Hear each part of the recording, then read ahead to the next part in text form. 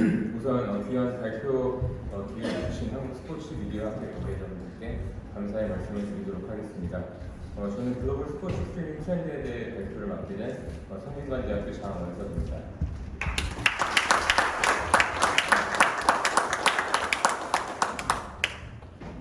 제 발표는 우선 두 개의 목차로 이루어져 있는데요. 첫 번째로 글로벌 스트리밍 서비스의 시장에 대해 말씀을 나누고, 두 번째로는 서비스에 대한 트렌드와 사례에 대해서 이야기를 나누도록 하겠습니다. 아마 모든 분들께서 스트리밍 서비스에 대해서는 들어보셨을 거라고 생각을 합니다. 스트리밍 서비스는 미디어 파일을 실제로 다운로드하지 않고 동영상을 보거나 오디오 콘텐츠를 듣는 서비스를 말합니다. 2007년에는 훌루, 넷플릭스, 프라임, 아마존으로 시작이 되었지만 현재는 30개 이상이 넘는 플랫폼들이 스포츠 팬들한테 제공이 되고 있습니다. 특히 그 안에서 이 스포츠는 매우 중요한 컨텍스트로 자리 잡고 있습니다. 이 스트리밍 시장 같은 경우는 급성장을 하고 있는데요. 스포츠의 독한을 두지 않고 저희가 시장을 보게 되면 2021년 150빌리언 달러에서 2030년 1241빌리언 달러까지 연간 26% 이상의 성장률을 보이고 있는 시장입니다. 이 스트리밍 서비스 같은 경우는 글로벌적으로 관심을 받고 있는데요. 우선 북미 지역을 살펴보면 북미 지역은 현재 서브스크립션 베이스 스트리밍 서비스로 많이 이루어지고 있습니다. 최근에는 광고를 기반으로 한 스트리밍 서비스들도 제공이 되고 있고, 이 신규 가입자들이 상승을 하고 있습니다. 현재 전 세계에서 가장 큰 시장이라고 할 수 있습니다. 유럽 같은 경우도 많은 성장을 하고 있는데 몇 가지의 특징이 있습니다. 첫 번째로는 지역별 서비스에 중점을 둔 플랫폼들이 강세를 보이고 있고, 특히 유럽 나라에서 제작을 한 로컬 콘텐츠에 대한 관심이 많이 높아지고 있습니다.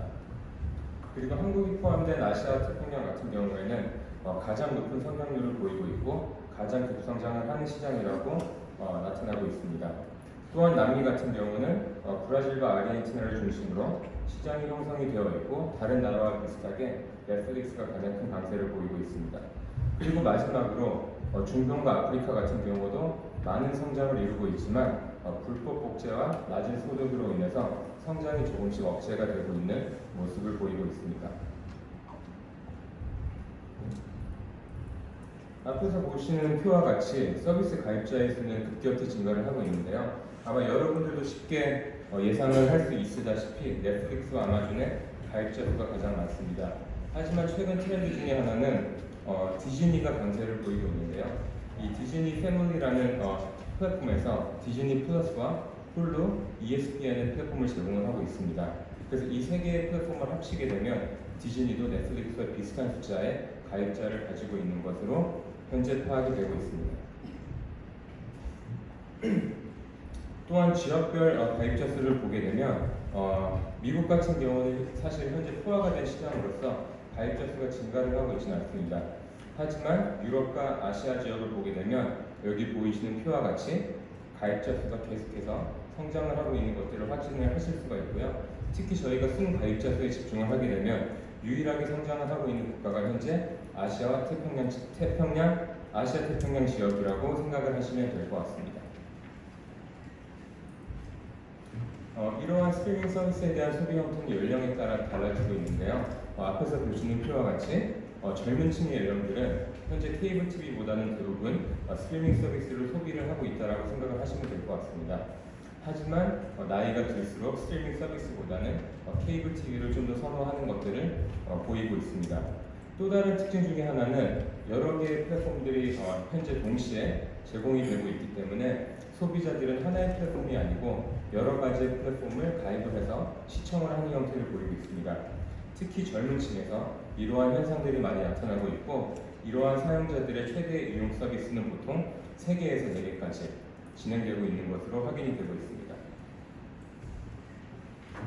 이러한 스트리밍 서비스를 설명을 하는 데 있어서 스포츠는 가장 중요한 콘텐츠 중에 하나인데요. 여기서 보시면 케이블 가입자의 43%는 케이블 구독을 해지하지 않는 주요 이유가 스포츠 없이는 살 수 없기 때문이라고 이야기를 하고 있습니다. 특히 옆에 표를 보시면 뉴스나 콘서트나 다른 쇼들과 비교해서 스포츠를 소비하는 콘텐츠가 가장 높다는 것을 확인을 하실 수 있습니다. 하지만 이러한 스포츠 콘텐츠를 소비를 하는 데 있어서도 남자와 여자는 좀 다른 형태의 소비 패턴을 보이고 있습니다. 여성분들 같은 경우에는 주 2시간 30분 정도 스포츠 콘텐츠를 소비를 하고 있고, 남자들 같은 경우에는 평균 6시간 정도 소비를 하고 있습니다. 하지만 다른 점 중에 하나는 이러한 콘텐츠들을 누구와 소비를 하는지가 좀 다르게 나타나고 있는데요. 여성분들 같은 경우는 혼자 보는 것들보다는 친구와 가족과 같이 콘텐츠들을 소비를 하고 있고, 남자들 같은 경우에는 보통 혼자 많이 소비를 하고 있고, 그 다음으로 친구, 가족 이러한 순서대로 소비의 형태들이 나타나고 있습니다. 앞에서 말씀드렸던 것처럼 스포츠는 이러한 스트리밍 서비스에서 빼놓을 수 없는 콘텐츠 중에 하나인데요. 2020년과 비교해서 2028년까지 스포츠 시장 또한 5배 이상 성장을 할 것이다라고 이렇게 보고가 되어지고 있습니다. 이러한 스포츠 스트리밍 서비스들을 보는 동기들을 살펴보면 크게 두 가지 관점에서 나눌 수 있는데요. 첫 번째는 콘텐츠의 관점에서 지식 향상, 자부심, 현실 도피, 드라마, 기술 습득, 사회적 교류로 인해서 이러한 스포츠 관련된 스트리밍 서비스들을 시청을 한다라고 나타내지고 있습니다. 또한 이러한 동기들을 보게 되면 콘텐츠에 관련된 것뿐만 아니라 플랫폼에 관련된 동기들도 많이 나타나고 있는데요. 첫 번째로는 언제 어디서나 볼 수 있는 장점으로 인해서, 그리고 두 번째로는 현장에서 보기 힘든 리플레이의 제공, 그리고 세 번째로는 이동할 필요가 없고 비싼 티켓값을 구매하지도 않아도 되기 때문에 가치적인 측면, 그리고 해설과 같은 부가 서비스들이 제시가 되고 있기 때문에 이러한 요소들로 인해서 스포츠 관련된 콘텐츠들을 시청을 한다라고 이야기가 되어지고 있습니다. 하지만 가장 중요한 것은 딜레트리에서 제안을 한 마샬로우 피라미드를 보게 되면 1차원적인 단계에서 가장 중요한 것들은 콘텐츠라고 이야기가 되어지고 있습니다. 그리고 표가 작아서 아마 잘 보이실지 모르겠지만 가운데 표를 보시면 콘텐츠에 대한 만족도들에 대한 조사를 나타낸 표이거든요. 보시면 HBO Max하고 디즈니 플러스에 대한 콘텐츠의 만족도가 가장 높은 걸로 나타나고 있습니다. 그래서 이러한 결과들을 오른쪽과 비교를 하시게 되면 2021년하고 2022년에 대한 가입자 수를 비교를 해주고 있는데요. 가장 많이 성장을 한 스트리밍 서비스 콘텐츠가 HBO Max와 디즈니입니다. 반대로 가운데 표에서 가장 콘텐츠에 대한 만족도가 적은 넷플릭스 같은 경우는 2021년과 2022년도를 비교를 해서 가입자 수들이 줄어들고 있는 것들을 확인을 하실 수 있습니다. 그래서 아마 대부분의 사람들이 넷플릭스라는 플랫폼에 대해서 많이 들어보셨겠지만 최근에는 다양한 콘텐츠들이 제공이 되고 있고, 소비자들이 이러한 콘텐츠들을 만족을 하였을 때 가입자 수들이 계속 증가를 하는 이러한 트렌드를 보여주고 있다라고 이야기가 되어지고 있습니다. 두 번째로는 이제 스트리밍 서비스에 대한 트렌드 및 최신 사례들을 공유를 해드리려고 하는데요. 제가 생각을 했었을 때는 이와 같은 트렌드들이 있습니다. 첫 번째로 인터랙티브한 스트리밍 환경을 구축을 하기 위해서 다양한 플랫폼들이 노력을 하고 있고, 두 번째로는 커뮤니티 형성, 세 번째로는 몰입감의 극대화, 네 번째로는 독창적이고 전문적인 콘텐츠 생성, 그리고 마지막으로는 최근 소비자들의 가치적인 측면을 중시하기 때문에 광고 기반의 콘텐츠들을 제공을 하기 위해 노력을 하고 있습니다. 우선 인터랙티브한 스트리밍 환경 구축을 위한 시청자의 참여의 극대화에 대해 노력을 하고 있는데요. 제가 생각할 때는 크게 두 가지의 방향성이 있는 것 같습니다. 첫 번째는 솔로 시청이고, 솔로 시청 같은 경우는 다른 누구와 같이 스포츠 콘텐츠를 소비를 하는 게 아닌 혼자서 소비를 하는 형태를 이야기를 합니다. 두 번째로는 같은 공간일 수도 있고 아니면 다른 공간에서 다른 사람들과 같이 콘텐츠를 시청을 하는 소셜 시청이라고 정의를 하였습니다. 이러한 시청 차이에 따라서 이러한 스트리밍 서비스들의 다양한 형태의 인터랙티브한 스트리밍 환경을 구축을 하기 위해 노력을 하고 있습니다. 첫 번째로는 현재 많은 스트리밍 서비스에서 제공을 하고 있는데요. 이러한 팬들이 경기를 시청을 하는 데 있어서 좀 더 몰입감을 주고 인터랙티브한 환경을 구축을 하기 위해서 다양한 층 또는 선수 관련 데이터들을 제공을 함으로써 팬들의 몰입감들을 높이기 위해서 노력을 하고 있습니다. 또 다른 예시로는 타겟팅 이커머스 경험이 있는데요. 이거 같은 경우는 어떠한 컨텐츠를 소비를 할 때 소비자들은 이 선수는 어떠한 의상을 입고 있는지, 어떠한 제품들을 사용을 하고 있는지에 대한 궁금증을 가지고 있는데요. 이거를 인터랙티브한 환경을 통해서 실시간으로 검색을 해서 구매를 할 수 있는 이러한 서비스도 기획을 하고 준비를 하고 있는 것으로 나타나고 있습니다. 또 다른 예시로는 제가 영상을 하나 준비를 했는데요. 이 영상 같은 경우는 NBA 팀 중에 하나인 LA 클리퍼스에서 그 스트리밍 서비스들을 제공을 할 때 그 팀들의 팬들한테 몰입감을 높이기 위해서 새로운 형태의 시청 경험들을 제공을 하는 예시라고 생각을 하시면 될 것 같습니다.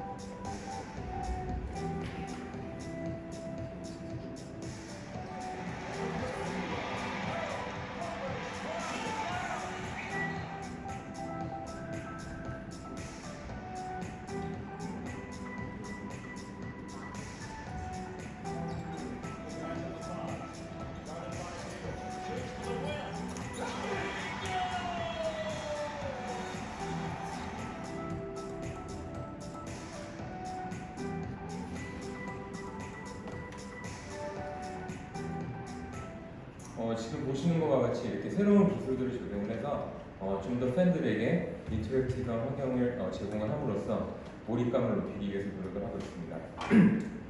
하지만 뒤에 있어서 제가 말로 설명을 드려야 될 것 같은데 이 서비스는 현재 중단이 되었는데요. 그 이유 중에 하나가 혹시 시청할 때 어떠셨나요? 좋으셨나요? 네. 산만하다는 이야기도 많이 있었고 농구에 대해서 정확히 알지 못하는 팬들한테는 오히려 이러한 기술들이 몰입을 방해를 할 수 있다는 연구 결과들이 나오기 시작하면서 이러한 기술은 현재는 중단이 되고 제공을 하고 있지는 않습니다.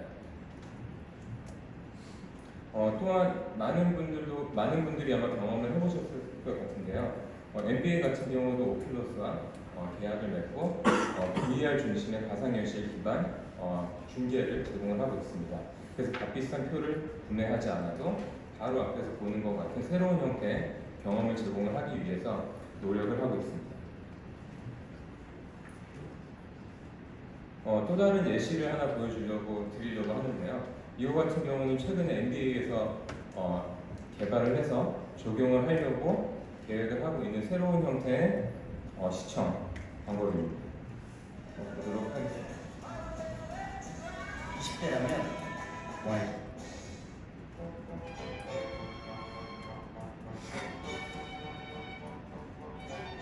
Monitor shop, please come out. All right, man. All right. All right, Mon. So, stand kind of. Put your hands down this way a little bit. Is any of this gonna hurt? No, no. All right. So, this should come up. All right. So now, I'm going to walk around and just scan your body, right? Yep. All right. It's an interesting shirt you wore today. Is that the one you're going to wear all morning? That We're in Utah. The Jazz wear purple. you used to wear a suit. So did the Vikings. All right, this is almost over. All right, hang in there. I gotta step back just a bit, full body. Almost done. Almost done. You're up. See our screen. I'm so nervous. I'm nervous about you taking a step backward. That's the end of it. All right, smile for a second. All right, good. All right. All right. All right. All right. Painless. All right. I got it. All right. So now, come over here. Let's look at this screen. So now we're going to go back, just so you can see this. Go back into that mode now. We're at in the app. Now the menu's going to come back up. So look, we've inserted you in the avatar selection. And then see where the red is going. We can choose different players. Yeah. So then we're going to pick Horton Tucker. And then where Horton Tucker is, so this would be in a live game, you will be inserted into the game. You'll be making all the same movements he was, but it'll look like it's your body. Does he have my skills? We'll see. Okay. All right, you ready? Yeah. All right, so go ahead and roll that. There's that shirt. Yeah. That's what I'm doing. That's what I'm doing.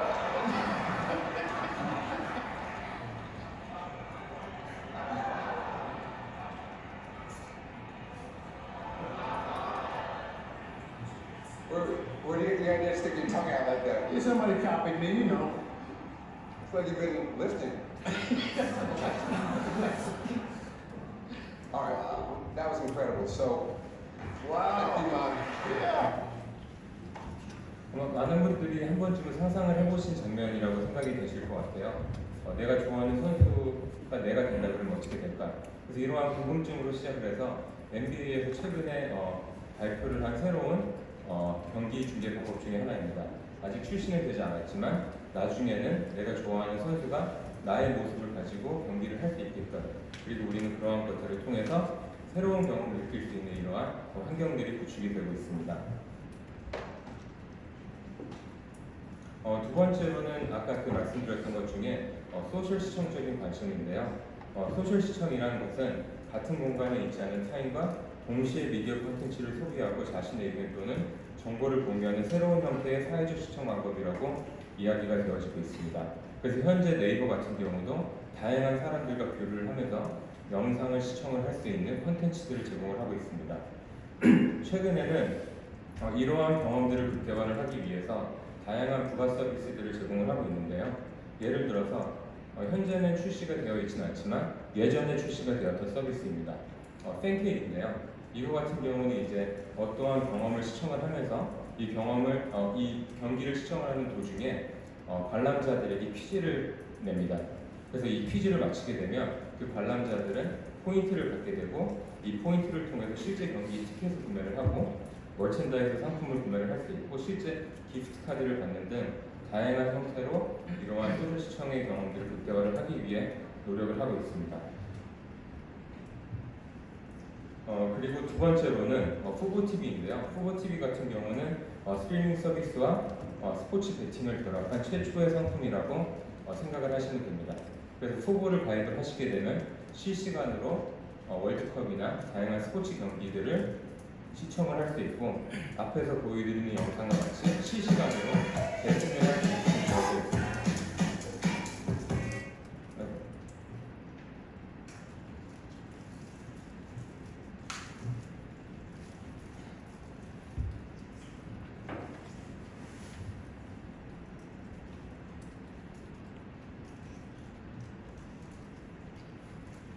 영상 잘 보셨죠? 그래서 어떻게 되는 거냐면 실시간으로 경기를 보면서 이제 어느 팀이 우승을 할지 그 시청자들이 클릭을 할 수 있고 그 클릭을 함으로써 이제 돈을 베팅을 할 수 있고 올바르게 베팅을 했었을 때 돈을 받고 제대로 하지 못했을 때는 돈을 잃는 형태의 스포츠 베팅 서비스라고 생각을 하시면 될 것 같습니다. 초창기에는 많은 관심을 받았는데요. 현재는 다양한 이유로 인해서 서비스가 중단이 되어지고 있지만 이러한 인터랙티브한 환경을 보여주기 위한 하나의 좋은 예시라고 생각이 되어지고 있습니다. 또 다른 트렌드 중에 하나는 스포츠는 팬들을 하나로 모으는 독특한 능력을 가지고 있습니다. 따라서 수동적인 시청을 인터랙티브한 시청으로 전환하여 고객 참여를 높일 수 있는 스트리밍 서비스 플랫폼들이 제공이 되고 있습니다. 최근 글로벌적인 트렌드를 살펴보면 한국 같은 경우는 현재 채팅 기반의 서비스들이 많이 제공이 되고 있는데요.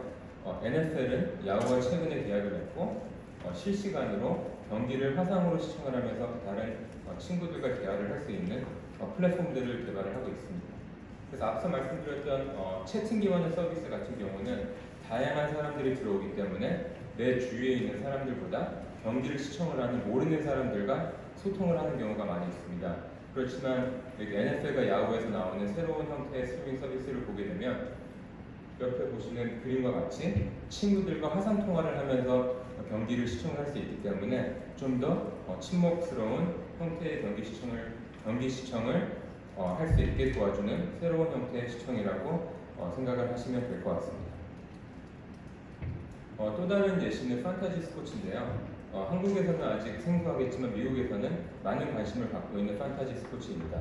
이 판타지 스포츠 같은 경우도 스트리밍 서비스와 연계돼서 서비스가 제공이 되고 있습니다.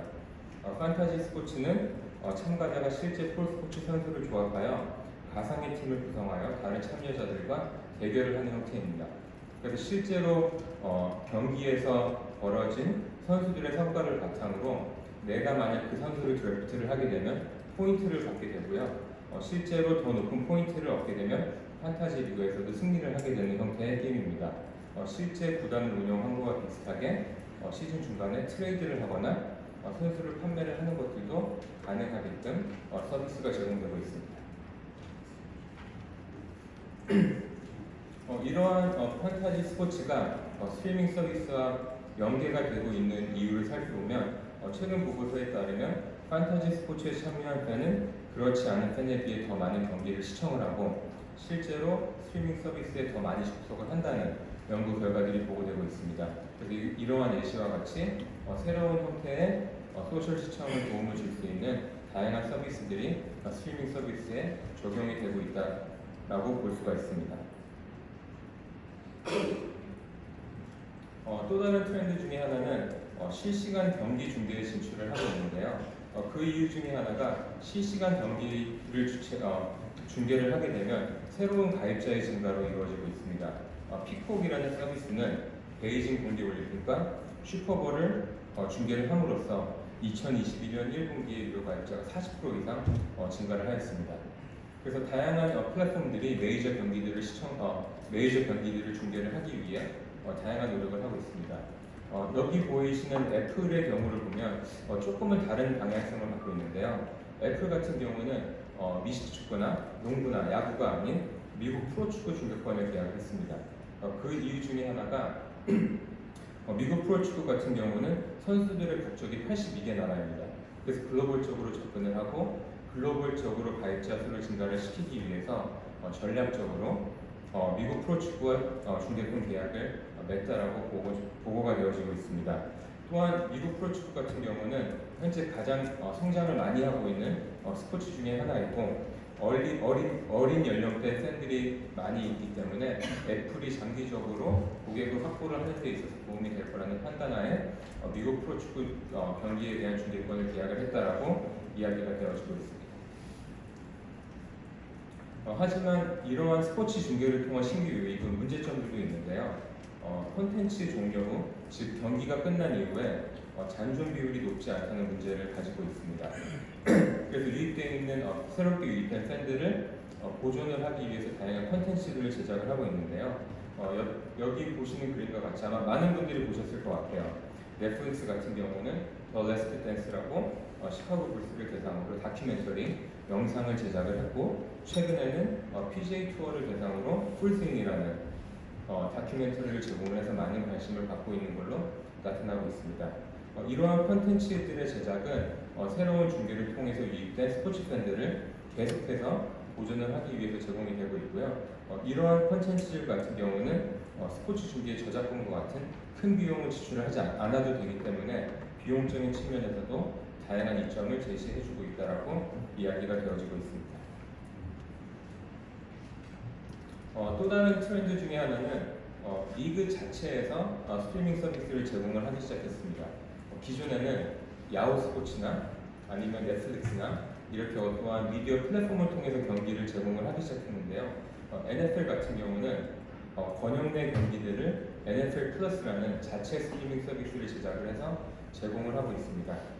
이러한 플랫폼의 시작은 독립의 선언인데요. 기존의 플랫폼들은 비즈니스 투 비즈니스 투 컨슈머의 관계였다면 이러한 리그 자체에서 운영을 하는 플랫폼들은 다이렉트 컨슈머라고 해서 소비자들한테 직접적으로 콘텐츠를 제공을 하는 새로운 형태의 플랫폼이라고 이해를 하시면 될 것 같습니다. 이러한 새로운 형태의 플랫폼을 통해서 팬에 관련된 다양한 데이터들을 획득을 할 수 있고 편파 중계라든지 새로운 형태의 가치를 제공을 할 수 있기 때문에 다양한 리그에서 현재 자체적으로 스트리밍 서비스를 제작을 하기 위해 많은 노력을 하고 있는 것으로 나타나고 있습니다.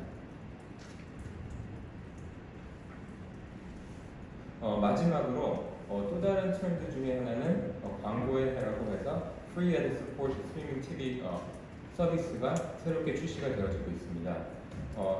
스트리밍 서비스를 구독을 하는 데 있어서는 크게 세 가지로 나눠지는데요. 기존에는 콘텐츠별 결제와 월정액 결제 이러한 형태의 서비스들이 제공이 되고 있었습니다. 하지만 올해 넷플릭스에서 중점적으로 다루고 있는 광고 시청 멤버십이 제공이 되고 있는데요. 이거 같은 경우는 유튜브와 비슷하게 중간중간에 광고가 들어가 있는 형태로 콘텐츠를 시청을 하게 되면 좀 더 저렴한 가격으로 멤버십을 구매를 할 수 있는 새로운 형태의 서비스라고 생각을 하시면 될 것 같습니다. 그래서 실제로 보고서를 보시면 기존에는 프리미엄과 스탠다드 멤버십을 구매를 한 소비자들이 많았는데 베이직 윗 앱이라는 새로운 멤버십이 들어옴으로써 좀 많은 돈을 지불을 했던 소비자들이 가치적인 측면을 고려를 해서 베이직 윗 앱과 베이직 멤버십으로 많은 변화가 유입이 되었다라고 확인을 하실 수 있습니다. 이러한 광고가 중간에 들어오는 영상에 있어서 아마 많은 분들이 고민을 하는 것들이 경기나 시청에 대한 몰입을 방해하지 않을까 이러한 고민들을 하고 있을 거라고 생각이 됩니다. 그래서 실제로 제가 학계에 있어서 연구를 하나는 소개를 해드려야 될 것 같아서 가져왔는데 진행된 연구를 보시면 실제로 어떠한 콘텐츠 사이사이에 광고가 유입이 되면 시청자들은 소비를 하기 전에는 좀 더 지루하고 재미가 없을 거다라고 기대를 하지만 실제로 광고가 들어온 영상을 보고 들어가지 않는 영상을 비교를 했었을 때는 오히려 광고가 들어간 영상들을 더 재미나게 본다라는 이런 연구 결과들도 있습니다. 그래서 이 연구 결과 같은 경우는 광고가 들어오면 중간중간에 그 기대감이 높아지고 아니면 같이 보는 친구들과 어떠한 결과가 나올지 이러한 토론들도 가능하기 때문에 이러한 형태로 인해서 오히려 광고가 들어왔었을 때 들어오지 않았을 때보다 더 몰입이 되고 더 재밌게 본다라는 연구 결과가 있기 때문에 이러한 광고 기반의 콘텐츠들도 앞으로 많은 관심을 받지 않을까 싶은 생각을 하고 있습니다. 스트리밍 서비스는 시대를 걸을 수 없는 흐름이라고 생각을 합니다. 특히 소비를 주도하는 MZ의 주요 채널이라고 생각이 되고 앞으로는 단순 중계에서 벗어나 스포츠 산업과 스트리밍 서비스의 특성을 고려한 사업의 다각화가 필요할 것이라고 생각이 됩니다. 그러면 이것으로 발표를 마치도록 하겠습니다. 감사합니다.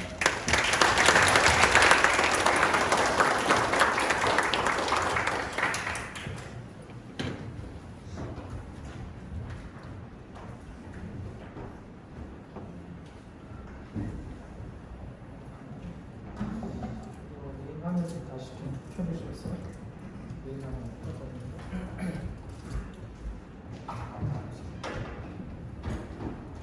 네, 우리 장원석 교수님 30분 동안 시간을 어떻게 이렇게 정확히 맞춰주셨는지 정말 놀랍고요.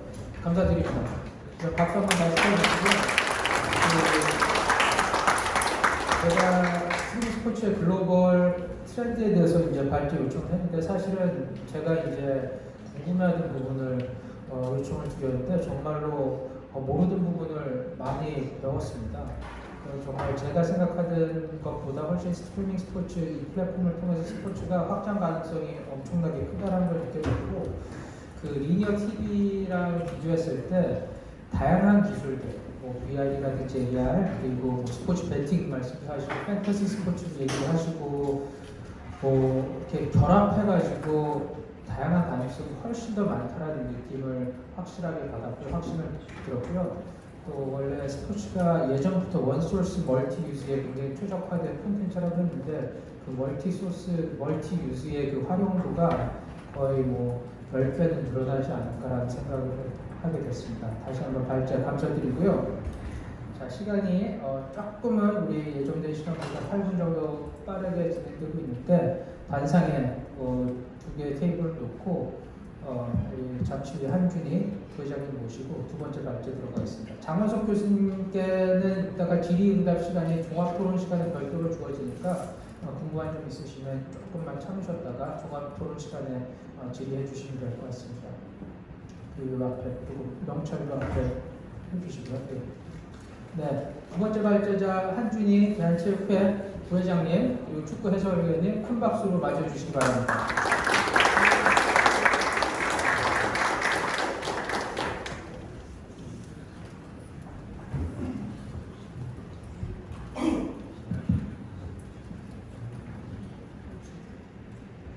네, 우리 한준희 해설위원님 그리고 부회장님 제가 간단하게 소개를 올려야 되는데 소개를 해드리기에 너무 운영이 화려하셔가지고 우리 슬라이드에 저희가 이제 딱 추려놓은 핵심적인 부분만 제가 간단하게 소개를 올리도록 하겠습니다.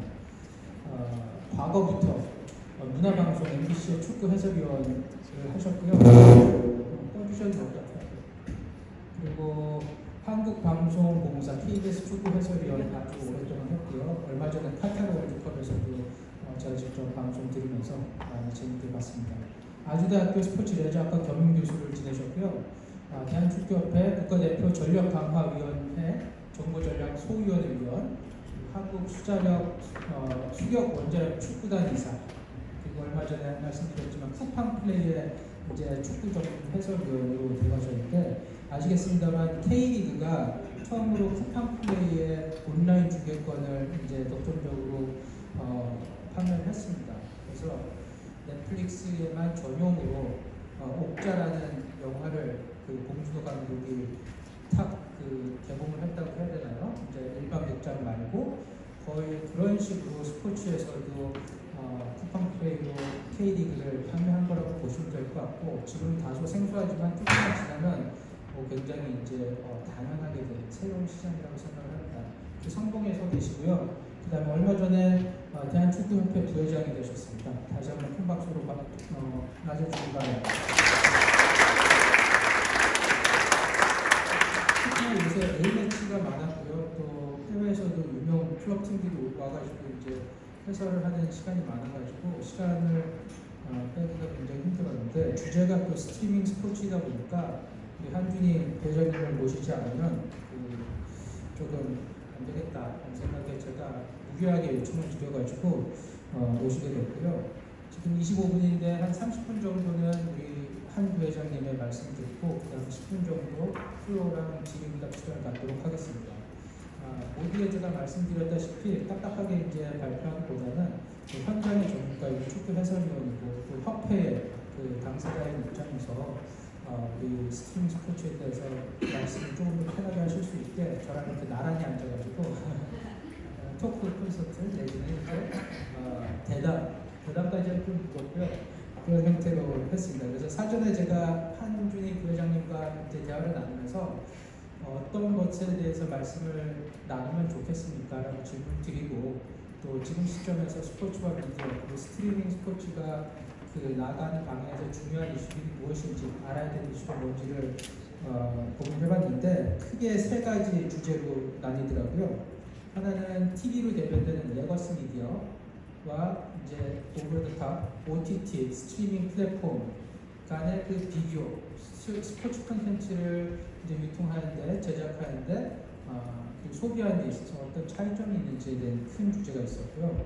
그 다음에 두 번째로는 스포츠 콘텐츠와 스트리밍 플랫폼 간의 관계. 그래서 과연 스트리밍 플랫폼, 우리 장원석 교수님 발제에서 넷플릭스에서 드디어 라이브 스트리밍 스포츠에 대한 비딩에 들어갔다는 얘기도 처음 접했는데 사실은 이제 넷플릭스는 스포츠를 하지 않는다라고 저는 알고 있었는데 둘 간의 관계가 계속해서 변화하고 있는 것 같습니다. 그거에 대한 이야기. 그다음 마지막은 축구에 대해서 누구보다도 전문가인 만큼 K리그와 스트리밍 플랫폼의 관계에 대해서 여쭙도록 하겠습니다. 그래서 30분 정도의 시간이 있기 때문에 첫 번째 큰 주제가 한 장 슬라이드 넘기시면 레거시 미디어와 OTT고요.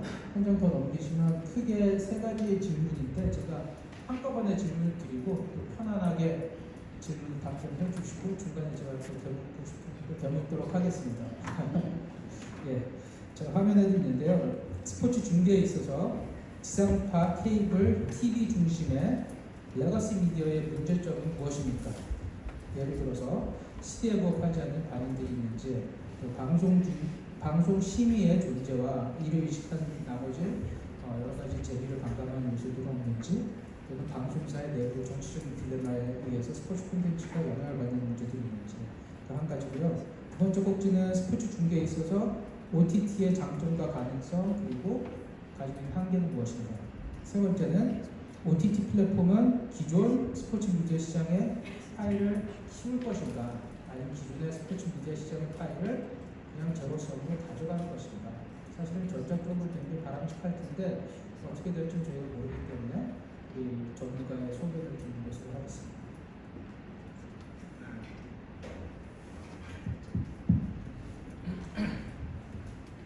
네, 먼저 저는 이 스포츠 미디어 학을 학문적으로 전공한 사람이 아니에요.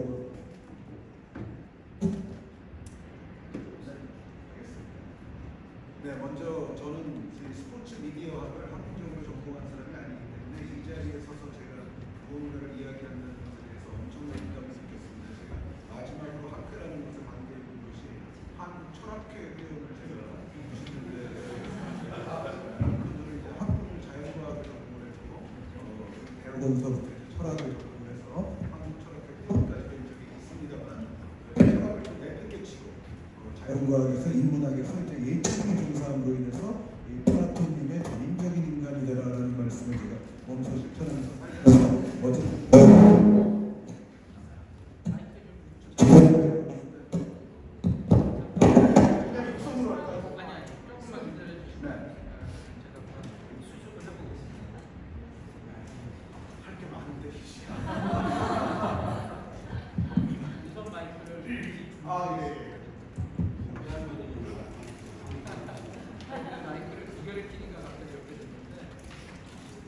시간이 없으니까 그냥 좀 일단 하겠습니다. 네, 들리시지 않습니까? 뒤에도? 네. 이 정도 보이면 노래를 해도 같습니다. 그래서 어쨌든 뭐 전인적 인간이긴 좋고요. 이 자리에 서는 것이 굉장히 부담스럽습니다. 그런데 저의 부담을 최소화시켜 주시기 위해서 김기한 교수님께서 이제 이런 내담 형태를 만들어 주셨는데요.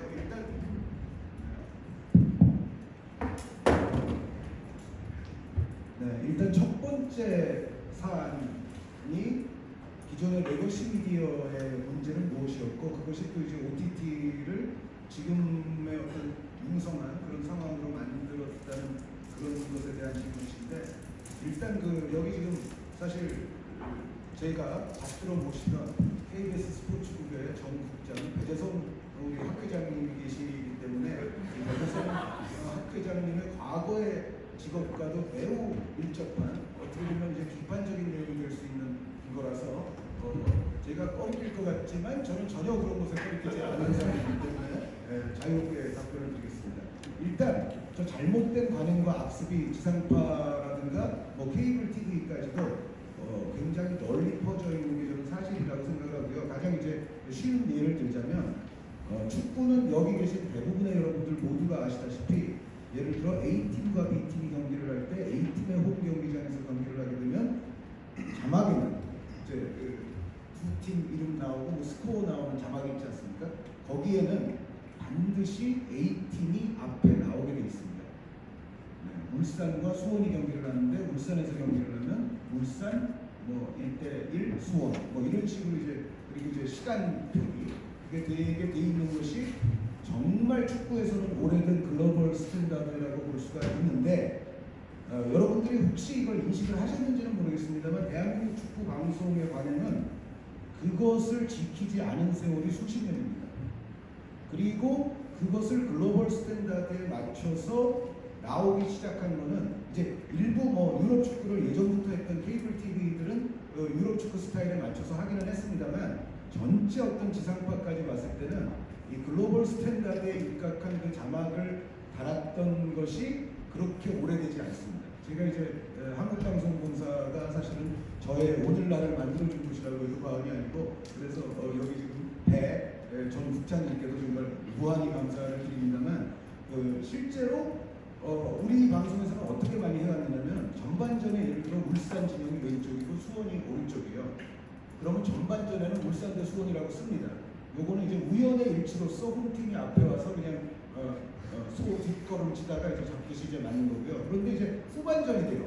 후반전에는 진영을 바꾸잖아요. 그러면은 기다렸다는 듯이 수원 대 울산으로 자막이 바뀝니다. 이렇게 방송하는 곳은 전 세계 어디에도 없을 겁니다. 아마.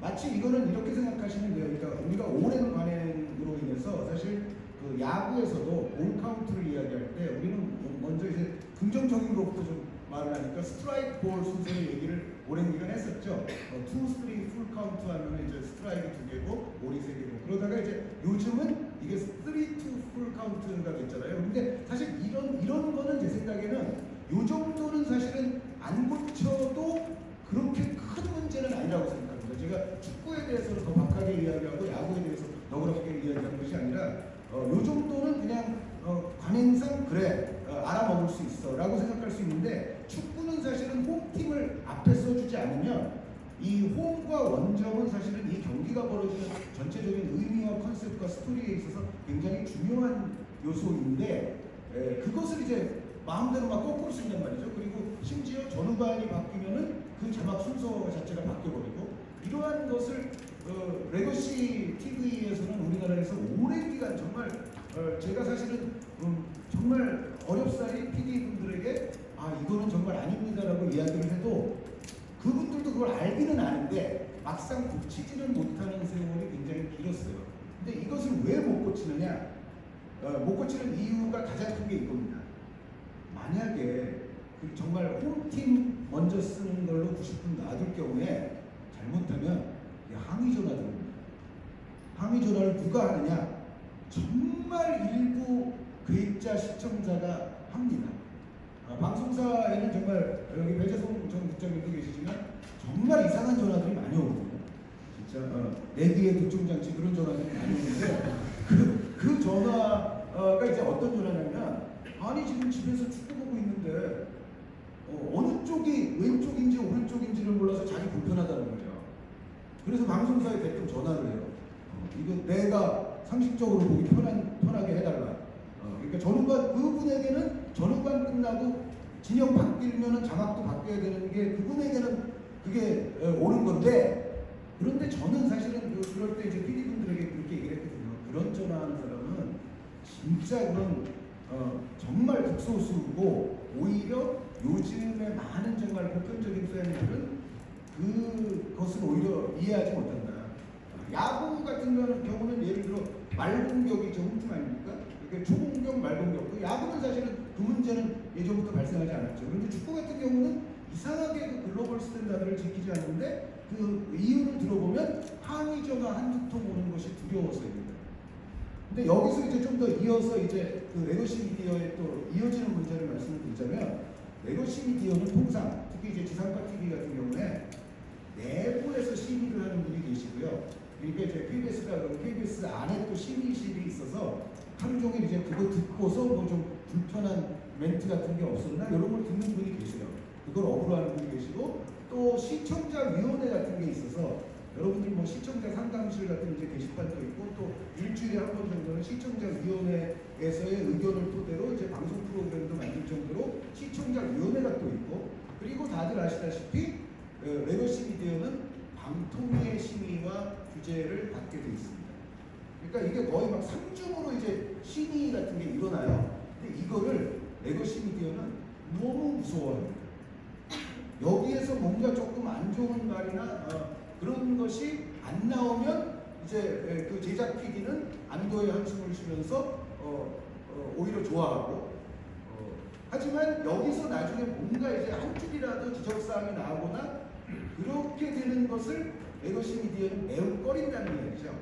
그런데 이제 그래서 뭐 시청자 전화도 무서워하고 내부 심의도 무서워하고 시청자 위원회 심의도 무서워하고 방통위 심의도 무서워하다 보면 이거는 이제 결과적으로는 재미없는 방송, 매우 천편일률적이고 상투적이고 트렌드에 뒤처진 방송이 될 확률이 매우 증가합니다. 물론 심의는 필요하고 어느 정도의 규제도 필요하고 그런 것은 뭐 방송이 정말로 막 나가지 않도록 정말 국민의 아주 중요한 자산 아닙니까? 그것을 막는 데 있어서는 물론 여러 심의가 어느 정도는 존재해야 되지만 기존의 레거시 미디어는 사실은 정말 예전부터 고리타분하게 계속되어 온 불필요한 심의에까지 너무 불필요하게 신경을 많이 쓰는 과정에서 결국은 방송의 퀄리티를 자체적으로 떨어뜨리는 그런 일들이 실제적으로 많이 있었다는 거고요. 그리고 이제 또 한 가지 역시 방송이 가장 잘 되려면 저는 사실은 제가 PD는 아니지만 제가 예를 들어 뭐 저보다 좀 후학 PD들에게 조언을 한다거나 하면 항상 해주는 말 중에 하나가 이게 있습니다. 어떤 프로를 성공시키고 싶어? 시청률을 높이고 싶어? 그러면 가장 좋은 방법은 그 유형의 방송을 가장 잘할 수 있는 출연자를 뭐 돈이 엄청나게 많이 들어서 뭐 못하면 이건 어쩔 수 없겠지만 돈이 허락하는 한에서는 잘하는 사람들 데려다 놓고 그냥 해. 그러면 그게 가장 방송 성공하는 일단 가장 베이스라인이야 라고 저는 사실은 그 후배 제작진이나 PD들이 있으면 얘기를 하거든요. 그러니까 기본적으로 유재석 씨가 왜 홈런 하면서도 그렇게 호감도가 높고 인기가 좋습니까? 가장 기본적으로는 이분이 방송을 잘하기 때문이거든요.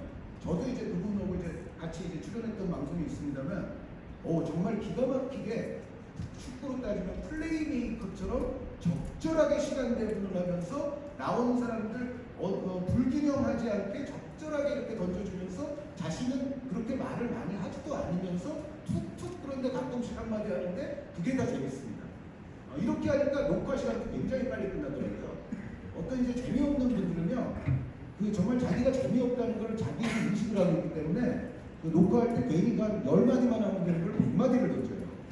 그러면 이제 나중에 편집할 때 그 중에 한 2-3개라도 건지려고 그러면은 정말 녹화 시간 길어지고 좀 짜증나거든요. 그런데 어쨌든 그 방송에 저는 가장 기본이 방송 잘하는 사람들끼리 그냥 앉혀놓고 해라.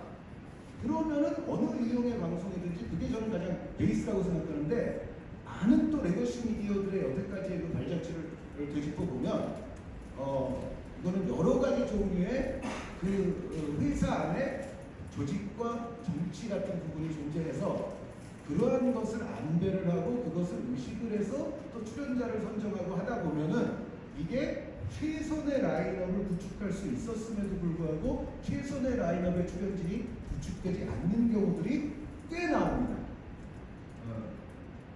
제가 뭐 예는 들지 않겠습니다. 이거는 예는 들지 않겠지만 정말 더 재밌는 라인업을 만들 수 있음에도 불구하고 실질적으로 그것과는 이제 반대로 가는 경우들이 있는데 이거는 보면은 어쩔 수 없이 이 사람을 이제 예를 들어 써야 된다든가 아니면은 현재 그 방송사 내에서 뭔가 더 큰 파워를 갖고 있는 집단의 누군가를 또 써야 된다든가 이런 여러 가지 이제 사내의 역학과 정치들이 존재하는 것이 또 여태까지의 그 레거시 미디어의 현실인데 그것이 사실은 방송을 최고로 높은 퀄리티로 끌어가는 것을 저해하는 요인이 된다. 그런데 반면에 이제 OTT로 이제 넘어오게 되면 그 기존의 레거시 미디어들의 장점은 대부분 이제 OTT에서는 이제 단점이 되고 OTT 레거시 미디어의 단점은 대부분 OTT에서는 장점이 됩니다. 그러니까 거의 이게 뒤집힌다고 보시면 뭐 틀림이 없겠는데요. 일단 제가 지금 현재 일을 하고 있는 이제 쿠팡 플레이 같은 경우는 OTT 중에서도 약간 좀 또 특이한 그 안에서도 컨셉을 좀 지니고 있습니다. 완벽하게 다른 일반적인 OTT들과는 약간 다른 부분이 있는데요. 예를 들어 쿠팡 플레이 같은 경우에 이제 좀 이제 7월 하순에도 또 이제 할 예정이지만 유럽의 유명 클럽을 초청해서 이제 한국에서 이제 2경기를 이제 벌였는데 그 지난 시즌 손흥민 선수의 소속팀인 토트넘 하스퍼가 이제 오면서 특히 또 이제 세비야와 더불어서 이제 센세이션을 일으켰었죠. 그런데 그 토트넘 초청 경기 하나만 보더라도 이 방송이 기존의 방송과는 얼마나 개념이 다른지를 알 수가 있어요. 일단 보통 이제 예를 들어 지상파가 그런 경기를 유치를 했다고 치면 일단 이 지상파는 무엇에 그 다음 단계로 열을 올릴 거냐면 광고를 팔아야 됩니다. 왜? 일단 중계권을 계약하는데 방송권을 계약하는데 돈을 많이 썼을 거 아니에요. 토트넘 뭐 초청 비용 뭐 그거 다 썼을 거 아닙니까? 체류 비용 뭐 등등. 그러면은 그걸 이제 벌충하고도 남음이 있으려면 당연히 다른 데서 이제 방송사는 수익을 창출해야 되는데 그 가장 대표가 광고죠. 광고를 많이 팔아야 될 겁니다. 그리고 이제 예를 들어 그것 이외에도 관중석 앞에 보면 이제 광고판 있지 않습니까? 이것도 A보드라고 하는 그런 이제 광고판에도 많은 이제 광고 비싼 광고들을 많이 유치를 해야 그 주최 측은 토트넘이나 세비야에게 지불한 돈 같은 거를 이제 벌충할 수가 있을 거예요. 그런데 이 쿠팡에서 당시에 했던 거를 보면 그 A보드가 사실상 없었습니다. A보드에서 나가는 광고가 그 이제 현장의 그 광고판에서 나가는 광고가 자신들 광고예요. 쿠팡 광고, 쿠팡 플레이 광고 이런 거 하나가 있었는데 그거는 역학관계상 들어온 광고가 하나 있습니다. AIA 광고는 있었습니다. 왜? AIA는 이제 국제적인 보험사 아닙니까? 토트넘의 스폰서입니다. 그래서 이제 토트넘과의 이제 아마 관계상 AIA는 있었는데 우리가 일반적으로 생각하는 무슨 전차, 무슨 자동차, 무슨 뭐 호텔, 뭐 이런 무슨 은행 이런 류의 광고가 하나도 없었어요. 쿠팡은 그런 광고가 필요가 없었습니다. 근데 왜 그러냐? 이 쿠팡 같은 경우는 아까 이제 다른 OTT와도 조금 다른 면이 있다고 말씀드렸는데 기본적으로 여러분들이 다 아시다시피 배송을 가장 메인업으로 하는 회사입니다. 그러니까 이 쿠팡에서의 그 스포츠 컨텐츠의 제공은 기본적으로 그 배송을 위해서 쿠팡의 유료 회원을 가입한 회원들을 위한 양질의 서비스라는 차원이 있고요. 그러니까 평상시에 우리 이 배송을 많이 이용을 해주시는데 그것에 대해서 뭐 우리도 이제 보답을 하겠다. 예를 들어 그 무슨 보답이 있느냐?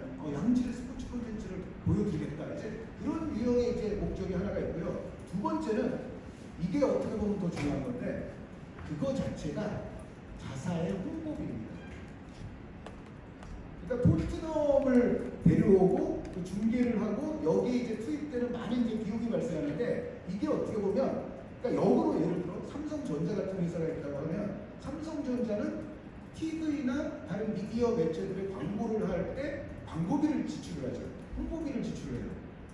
쿠팡은 이 스포츠 콘텐츠를 보여주는 것 자체가 자신들의 홍보입니다.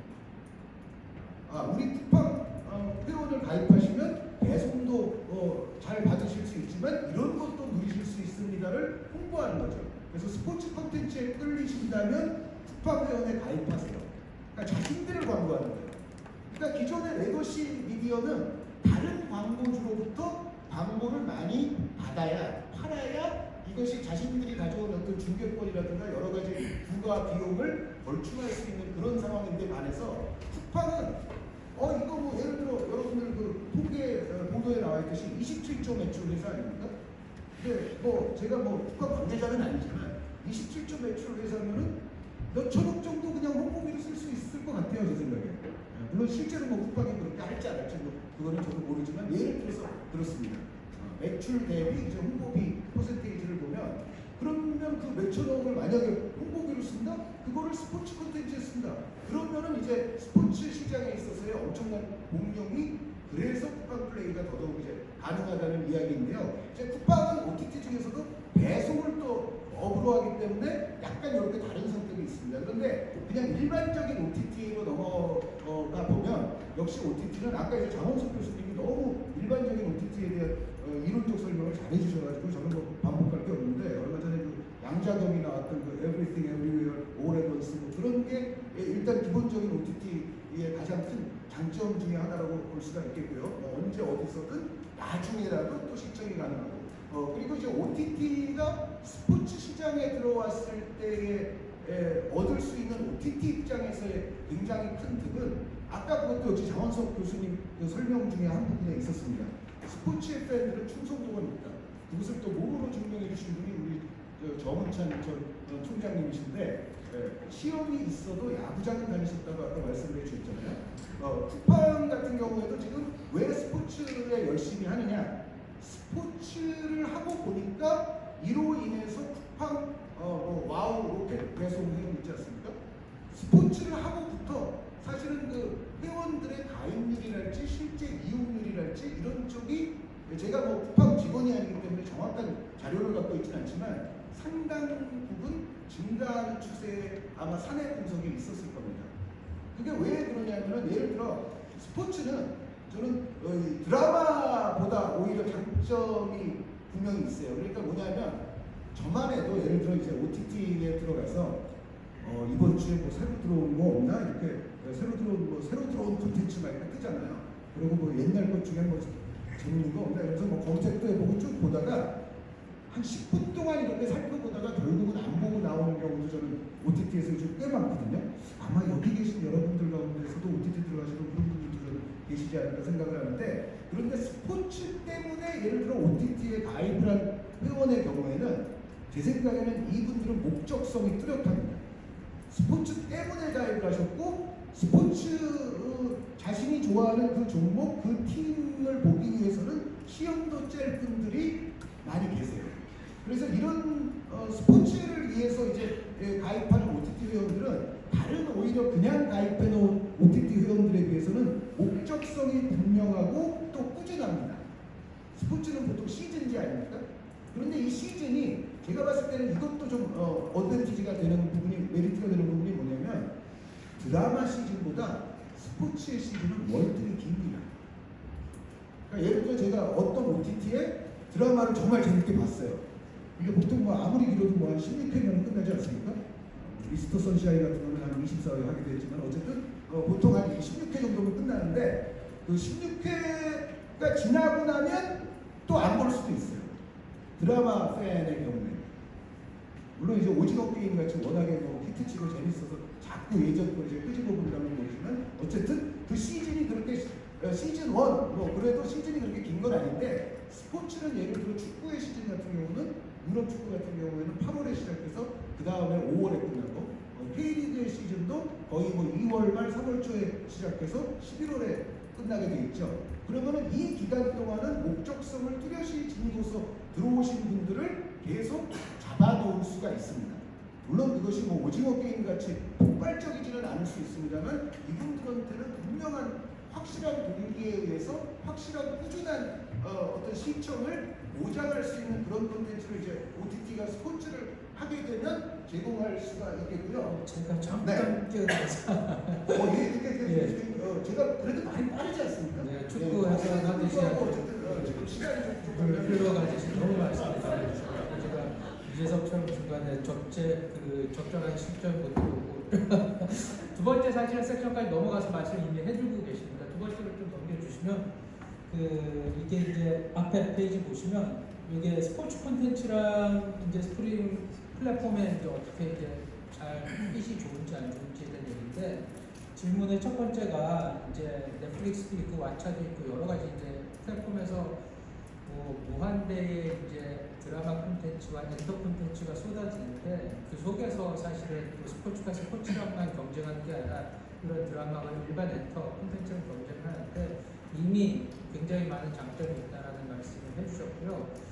그래서 두 번째로는 유튜브에서는 이제 드라마랑 이제 정규 중계 방송뿐만 아니라 이제 조금 있다가 이제 뭐 김진짜라고 유튜버도 오실 거고 김바로 대표께서는 또 온라인 플랫폼에서 이제 여러 가지 시리즈들을 만들어 주시는데 그런 유튜브에만 있는 그런 콘텐츠들이 어떤 역할을 할 수 있는지 그리고 3부까지 제가 질문 연이어서 미리 드리고요. 남은 시간 쭉 드리도록 하겠습니다. 3부는 K리그랑 관련된 부분인데 첫 번째는 올해부터 온라인 K리그 생중계가 됐습니다.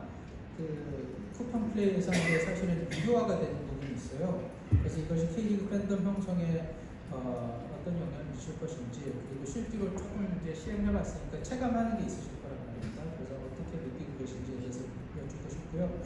다음으로는 스트리밍 플랫폼으로 해외 프로축구를 국내에서 접하기가 쉽죠. 그래서 K리그가 더 이상 이제 우리 국내 팬들은 K리그를 볼 때라고 이렇게 생각할 수가 없고 프리미어리그하고 1대1로 경쟁하는 리그라고 봐야 될 거거든요.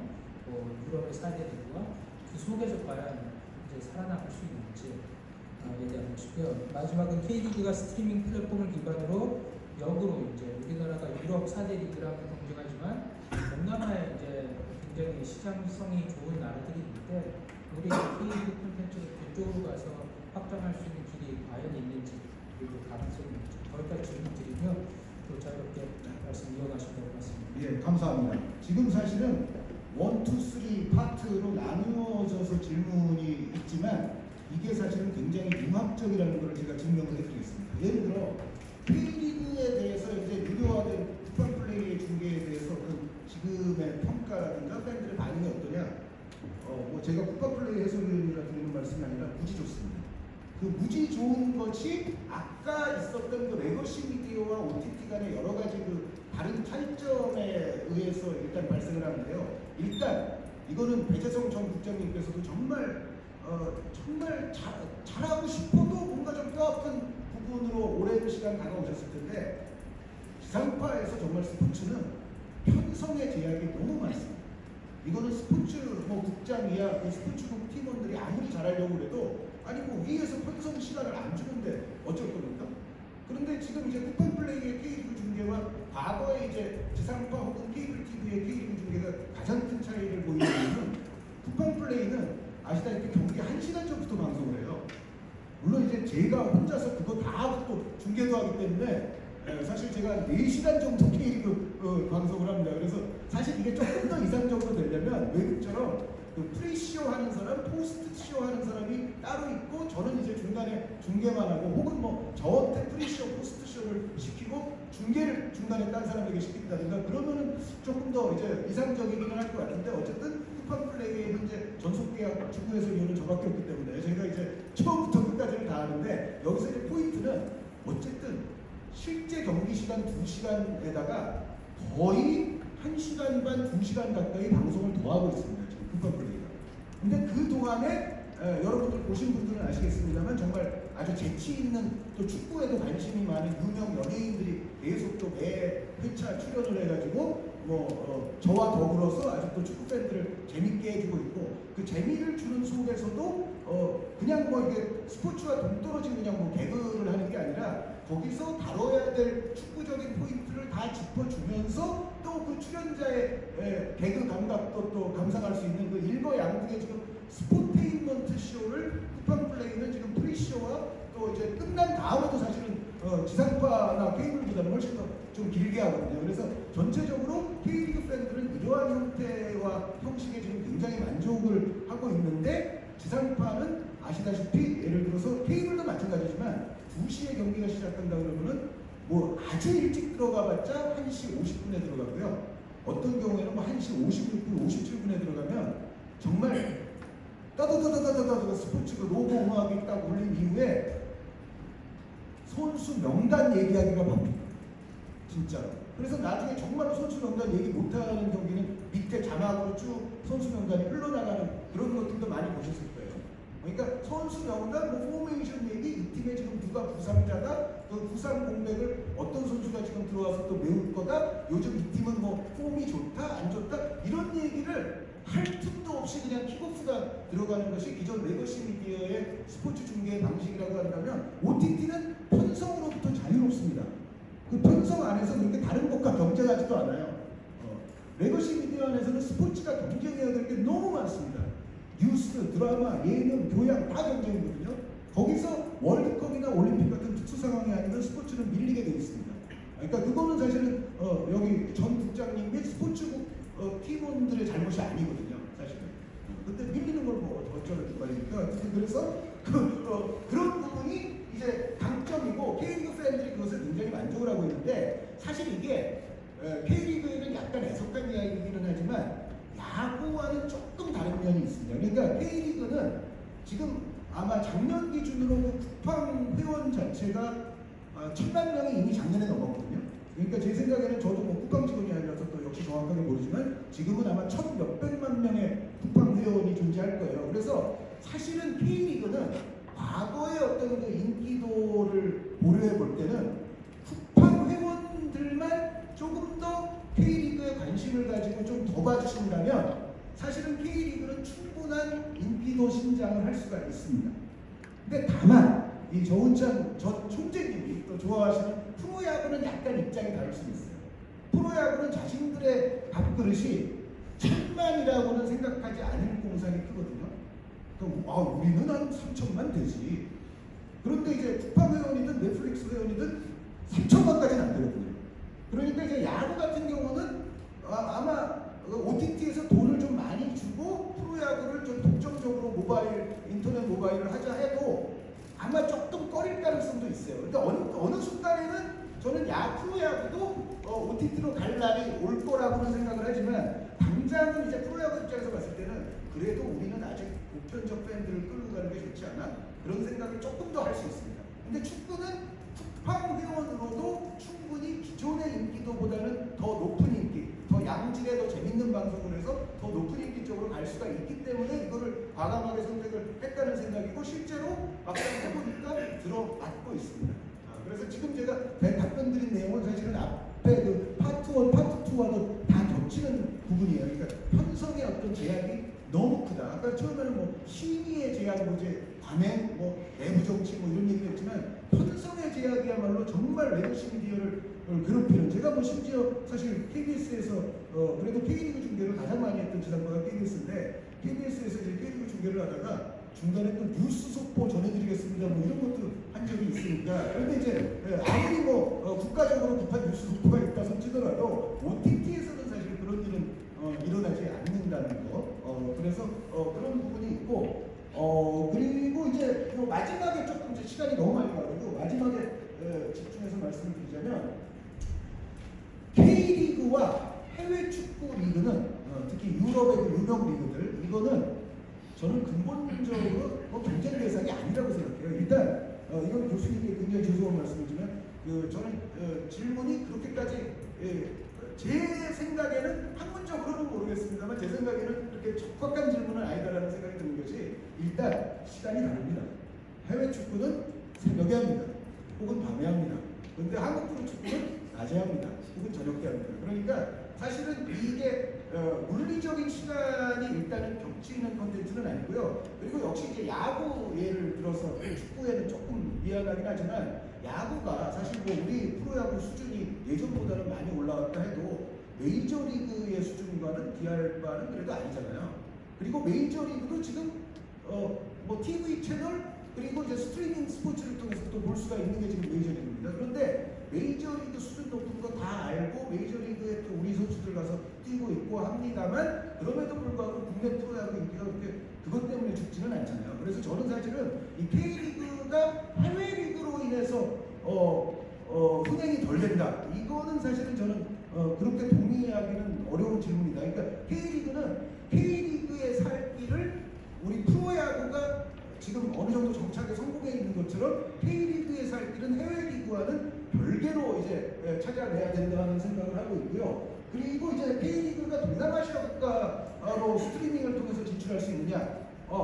충분히 저는 가능하다고 생각을 해요. 그러니까 저걸 사가는 이제 동남아 국가 입장에서는 얼마 전에 그렇게 했던 적도 있고요. 있는데 저걸 사가는 동남아 국가 입장에서는 방송권을 사가는 거라고 친다면 그 액수에 아무래도 동남아 국가들이 부담이 될 거예요. 그런데 스트리밍 서비스, 스트리밍 방송권을 가져가는 정도의 중개권료라면 저거는 그 동남아 측에서도 훨씬 이제 하기에 딜을 하기에 용이한 그런 좀 액수가 줄어들 거기 때문에 동남아 시장을 충분히 K리그도 저 스트리밍을 통해서 개척을 할 수가 있는데 단 그때 이제 재정적으로나 어떤 산업 유형적으로는 저 스트리밍이 훨씬 유리한 발판을 제공하는 건 사실입니다. 그런데 그럼에도 불구하고 근데 실제로 이제 동남아 국가들에서 우리 K리그 콘텐츠에 관한 어떤 탐을 내고 이것을 이제 하고 싶어 하려면 근데 저거는 스트리밍만 갖고는 또 해결되는 문제가 아니죠. 그러니까 일단 동남아가 사실은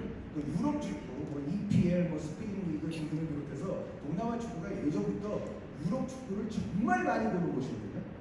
거의 거기는 또 언어로 그냥 방송합니다. 그냥 영어로 뭐 싱가포르 아시다시피 뭐 스타 스포츠, 뭐 홍콩 스타 스포츠 등 보면 그냥 영어 진행자를 그대로 그냥 나와가지고 원어 방송 그대로 틀고 하지 않습니까? 그러니까 동남아가 예전부터 유럽 축구에 대해서 엄청나게 큰 시장인데 결국은 이 동남아인들이 그러면 이 유럽 축구에 보면 삐까뻔쩍한 스타들이 있고요.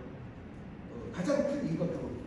그래서 만약에 K리그가 물론 이제 K팝이라든가 K컬처의 영향 때문에 또 좀 우리가 호감도가 연동해서 높아질 수는 있습니다만 궁극적으로 K리그가 동남아 시장에 스트리밍 서비스로 널리 진출하기 위해서는 K리그가 이제 외국인 선수들을 영입하거나 할 때 좀 더 스타급 네임들이 와야 됩니다. 스타급 이름들이 K리그에 포함이 돼 있어야 예를 들어 뭐 J리그가 이니에스타 같은 선수 데려오듯이 물론 이니에스타 선수가 J리그에서 그렇게 잘하진 않았습니다만 어쨌든 그런 유형의 선수 혹은 뭐 페르난도 토레스 같은 선수를 데려오듯이 정말 그 동남아 팬들도 하고 혹할 만한 정도의 네임밸류 외국인 선수를 K리그 구단들이 영입을 해야 되고요. 그리고 여기에 플러스 요즘은 이제 숫자가 이제 거의 또 다시 줄어들었는데 동남아의 국가대표급 선수를 K리그 구단들이 또 영입을 해서 구단의 외국인 선수로서 실제로 이제 활용을 하는 그런 일이 많아져야 그러니까 국제적인 스타가 있어야 되고 동남아 그 나라의 스타가 또 우리나라에 와서 뛰어야 되고 이런 조건들이 충족이 됐을 때 스트리밍을 통한 K리그의 동남아 수출은 굉장히 용이해질 것이다라는 말씀을 드리면서 지금 벌써 원래 그 계획표에 적혀 있는 시간이 한 4분 정도가 오버가 되기 때문에 여기서는 이제 다시 한번 김기현 교수님의 인품과 지성에 맡겨서 아까 처음에 한 10분 정도 뭐 질문 시간을 더 한다는 말씀을 드렸어요. 그래서 여기 이 타이밍에서라도 질문으로 넘어가지 않을 수가 없다는 우리 불행한 사실에 대해서 저는 말씀을 드려야 하겠다는 생각을 합니다. 네. 일단 뭐 한준희 해설위원의 그 중계방송 마치고요. Q&A 간단하게 지금 한 10분 정도 지금 시간으로 한 15분까지 하도록 하겠습니다. 손 들어주시면 크게 육성을 해주시면 될 것 같아요. 큰 소리로. 예. 자기 소개 간단하게 해주시고 질문해 주세요. 안녕하세요. 저는 연세대학교 스포츠 운동산업학과에서 조금 더 크게 숙사가 좀 긴 이친이라고 하니까 말씀 주신 것에 영광스럽게 생각하고 있습니다.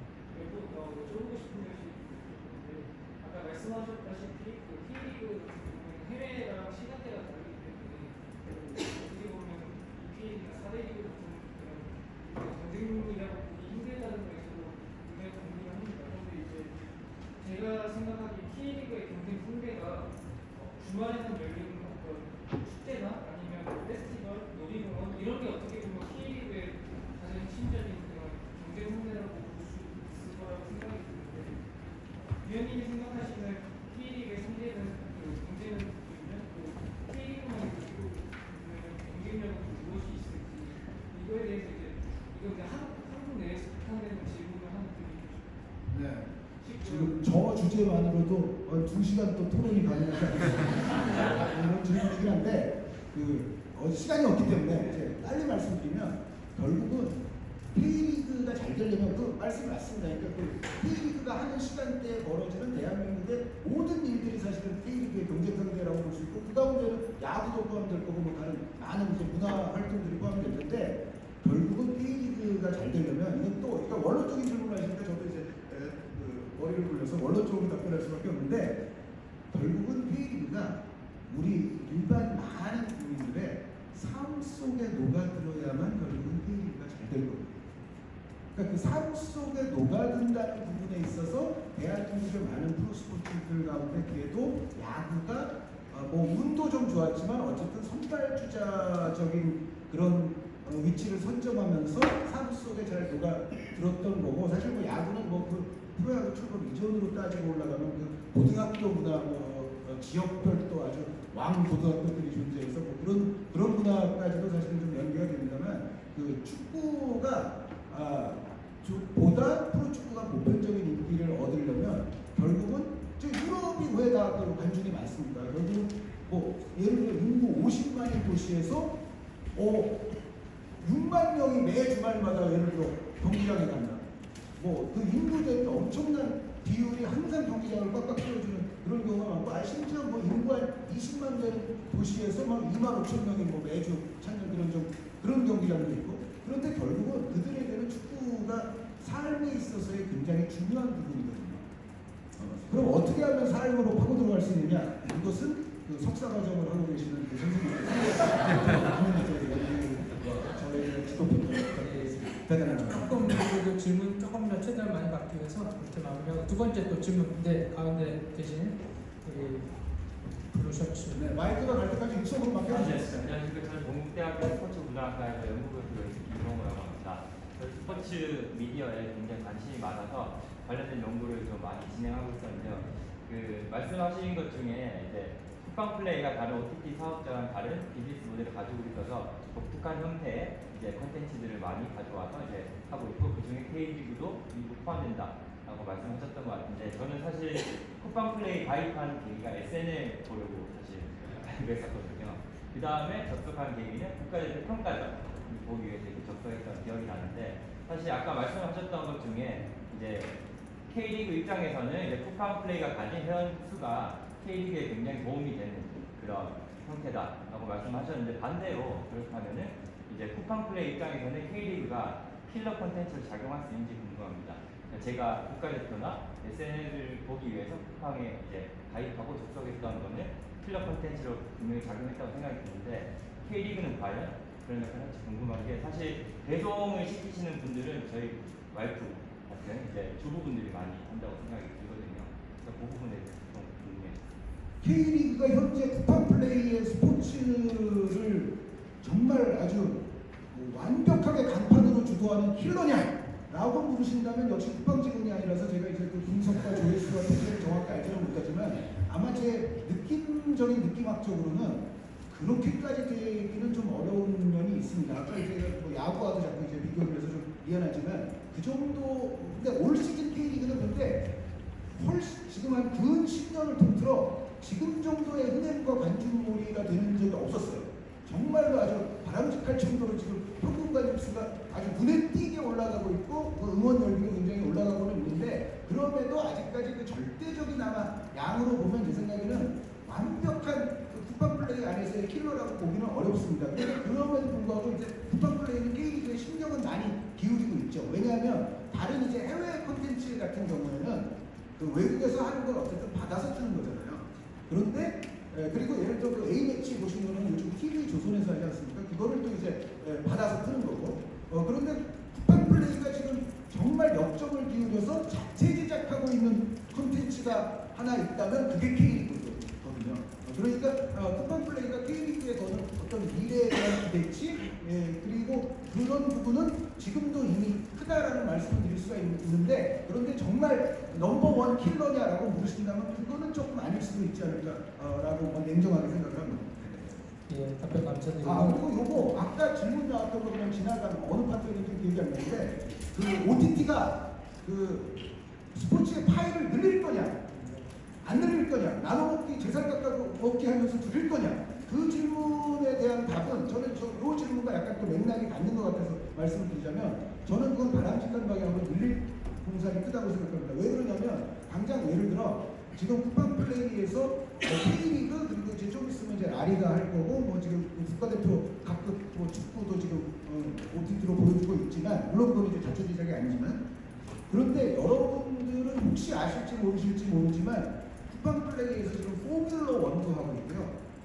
자동차 레이싱 그리고 NFL 슈퍼볼 하는 그 미식축구 그리고 NHL 북미 아이스하키 리그 이런 것도 하고 있어요. 그러니까 뭐 테니스도 있고 그 가운데는 뭐 이른바 우리가 약간 생각하기에 조금 비인기 종목스러운 그런 것들도 잘 찾아보시면 있습니다.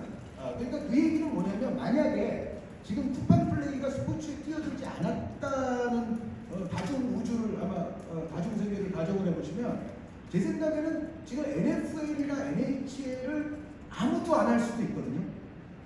아무도 안 할 수도 있어요. 왜냐하면 그거는 워낙에 그 미국 특유의 스포츠라서 이건 너무 국내에서 하기에는 너무 저 매니아들에게만 소수의 매니아에게만 집중된 스포츠 아니야? 그렇게 판단해서 그 지상파 산하의 지금 스포츠 케이블들이 있잖아요. KMS의 그 스포츠 케이블들 그리고 뭐 스포티비는 사실 조금 또 정말 다양한 걸 많이 하기는 하지만 근데 스포티비도 현재 하고 있는 게 또 거를 얼마나 추가시킬 수 있는지는 잘 모르겠고 어쨌건 뭐 TVN 스포츠도 요즘은 있죠. JTBC 스포츠도 있고 그런데 여러분들이 알고 계신 그런 채널에서 과연 NHL, NFL 이런 포뮬러 1 이런 거를 다 했을까? 라고 물으신다면 저는 그렇지 않을 수도 있었다고 생각해요.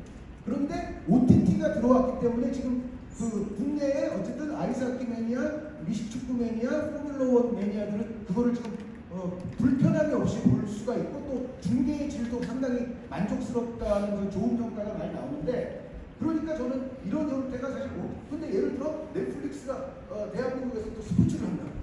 그리고 다른 또 뭐 야구가 됐든 어떻게 됐든 뭐 디즈니가 됐든 예를 들어 스포츠를 한다. 그러면은 저는 오히려 스포츠 팬들 입장에서는 이거는 콘텐츠 늘어나는 거다. 그러니까 기존의 다른 레거시 미디어 내지는 다른 OTT에서 하지 않는 중대권들을 또 신규 스포츠에 뛰어드는 그런 또 OTT 회사들은 또 가져올 것이 거의 분명해서 제 생각에는 늘어난다가 틀림이 없고 실제로 예를 들어 이제 그 넷플릭스나 뭐 아마존 같은 데 보면 스포츠 중계까지 있는 건 아니지만 상당히 주목할 만한 스포츠 다큐멘터리 같은 게 있습니다. 그러니까 요즘 이제 OTT들이 사실 그 OTT 저널리즘, OTT 다큐멘터리 이런 데까지 진출해가지고 아주 사회적으로도 센세이션을 일으키는데 이거 이제 심의를 해야 될 거냐, 규제를 해야 될 거냐, 말아야 될 거냐 이런 문제 가지고 사실 뭐 나는 신이다라는 가장 두드러진 예를 들면 이제 얘기가 쉬운데 어쨌든 OTT가 지금 굉장히 장르적으로도 영역을 넓히고 있잖아요. 그런데 이미 그 쿠팡 플레이 말고도 기존 다른 유명 OTT를 보면 스포츠에 관한 어떤 인물에 관한 다큐멘터리라든가 팀에 관한 다큐멘터리라든가 이런 것들을 이미 다들 하고 있어요. 특히 그 아마존의 그 유럽 축구 관련 그 다큐 시리즈 같은 거는 꽤 유명하죠. 어떻게 보면. 그런데 그런 것들도 어떤 의미에서는 스포츠 방송 시장의 확대이고 파일을 키우는 거의 일환이라고 저는 생각을 하기 때문에 OTT의 적극적인 스포츠 개입은 스포츠 팬 입장에서는 좋은 일이 될 거다라고 말씀드립니다. 네. 답변 감사드리고요. 네. 시간은 됐는데 아까 혹시 질문을 하려고 했었는데 기회가 없었던 분 있으시면 마지막으로 한 분 정도 더 질문을 받도록 하겠습니다. 없으시면 여기서 마무리하고요. 큰 박수 부탁드리겠습니다.